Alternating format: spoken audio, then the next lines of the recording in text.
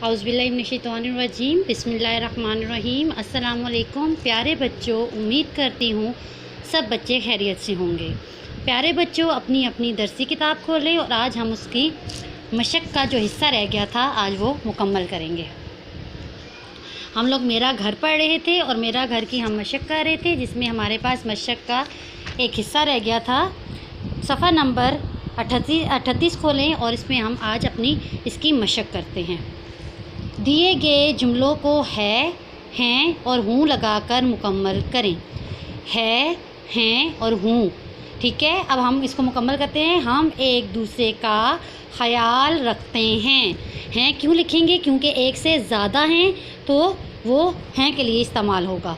मैं अम्मी अब्बू और भाई के साथ रहती हूँ। सिर्फ ये अपने बारे में बात कर रही है तो इसमें आएगा हूँ। हमारा घर बहुत प्यारा है, तो ये सबका बता रही है कि हमारा घर बहुत प्यारा है। घर वाहिद चीज़ है तो ये होगा हमारा घर बहुत प्यारा है।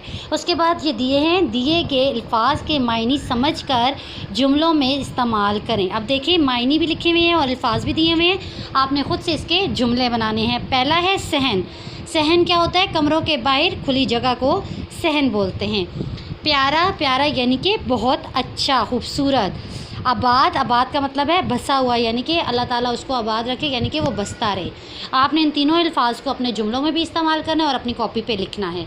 और इसके साथ आपने अगला जो हमारा सबक होगा वो एक नात होगी। नात में नबी पाक सल्लल्लाहु अलैहि वसल्लम की तारीफ़ की जाती है, तो आप सब बच्चों ने ये ख़ुद से नात याद करनी है और मुझे सुनानी है। फिर हम इसको मुकम्मल इसकी मशक भी करेंगे और इसको अगले हफ्ते इंशाल्लाह पढ़ेंगे भी। अपना बहुत सा ख्याल रखिएगा। अल्लाह हाफ़िज़।